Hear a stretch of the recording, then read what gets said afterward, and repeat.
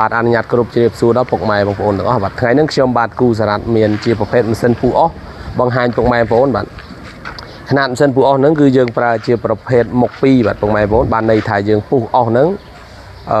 ម្ដងគឺអស់បែកជា4បាទពុកម៉ែបងប្អូនអានេះຂະຫນាតធំ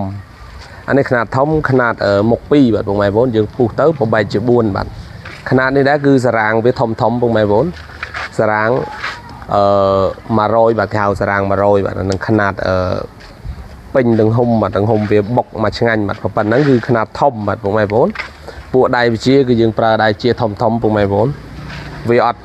យ៉ងម៉ាស៊ីនទេបាទដៃវិជាហ្នឹងគឺយើងប្រើដាក់ល្អៗឲ្យពុកម៉ែបងប្អូនទៅយោក៏ធំដែរហើយនឹងម៉ាស៊ីនវាគឺយើងប្រើសៀងហៃពុកម៉ែបងប្អូនសៀងហៃហ្នឹងកម្លាំងរបស់វា25សេះបាទទស្សនាមួយទៀតបាទមួយទៀតហ្នឹងគឺ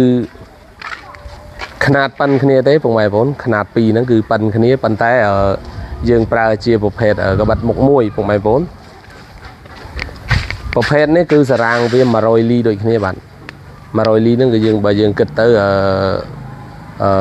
វាមកទឹកបាទពុកម៉ែបងប្អូនមកទឹកຂະຫນាតធំបាទຂະຫນាតធំរូបរាងបូមរូបរាងអីគឺដូចគ្នាទាំងអស់ពុកម៉ែបងប្អូនយើងប្រើកាប់លុនប្រភេទហ្នឹងគឺយើងប្រើកាប់លុនធុងប្រេងរបស់វាចំណោះបាន90លីត្រពុកម៉ែបងប្អូនក្តៅមុំអត់ធ្វើស៊ីវាចាញ់ទេបាទពួក90លីត្រវាច្រើនពុកម៉ែបងប្អូនម៉ាស៊ីនអីគឺដូចគ្នាទាំងអស់បាទប្រភេទនេះគឺយើងប្រើមុខ1បាទមុខ1ហ្នឹងគឺយើងបបែកអស់ម្ដងបានជា2ជំរាបបាទតែຂະຫນាតធំដូចគ្នាពុកម៉ែបងប្អូនអាចវាយអស់បានដល់6 7ទឹកបាទអត់អីទេបាទប្រភេទនេះគឺធំល្អបាទសារ៉ាងវាធំដៃវិជាវាធំពុកម៉ែបងប្អូនមានពុកម៉ែបងប្អូនណាតម្រូវការអាចតាក់ទងមកបានបាទចង់កំងបាទຂະຫນាតធំຂະຫນាតទូចអីគឺមានគ្រប់បាទខ្ញុំបាទគូសារ៉ាត់អត់មានអីច្រើនទេបាទសូមអរគុណ